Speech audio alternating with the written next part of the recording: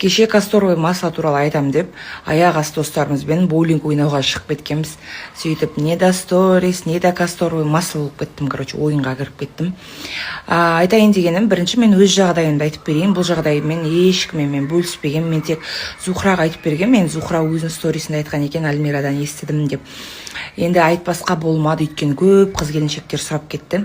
Айтайын, былай болады, менде негізі ПДР 2 июль деп береді, бірақ айтады, енді 40 апта ғой деймін 2 июльға дейін. Бірақ, 2 июльда да болмаса, 9 июльға дейін босанбасаңыз, 9 күні, уже последний күн, егер 9 уже толық болмаса, сіз бізге келесіз, 9 уже госпитализацияға жатасыз деді, госпитализировать етеміз деді.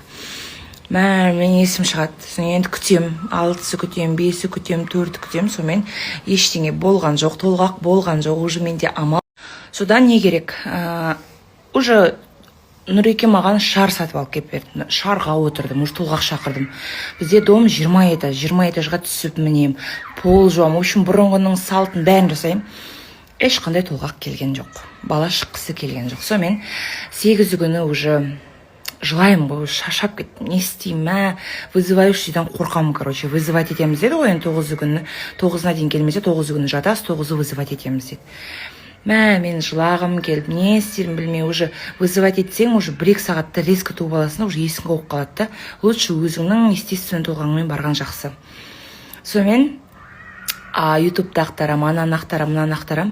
Сонымен ішінде әйтеуір біраз вариант көрем, біраз не жасаймын, түйеден де аттаймын, білгенімді істеймін. Сонымен сол бір шешімге келем. Касторовый масло туралы естігенімді жасайын деймін да.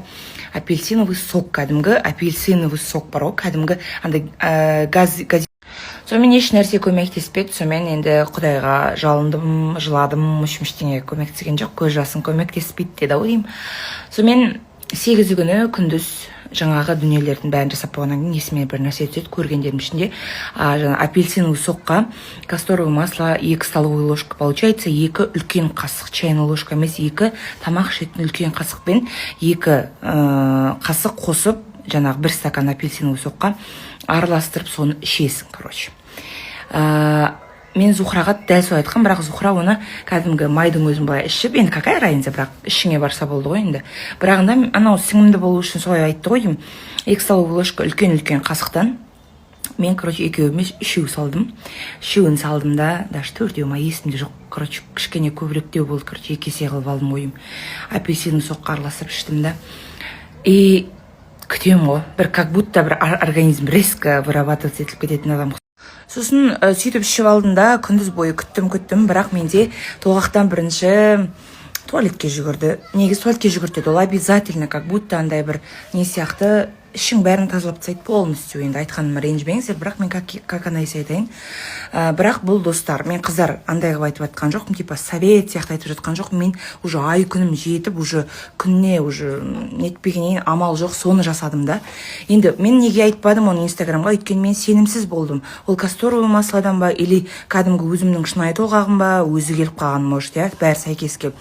Мен білмей қалдым, бірақ қазір ойлансам, содан кейін кеткен сияқты болдым да.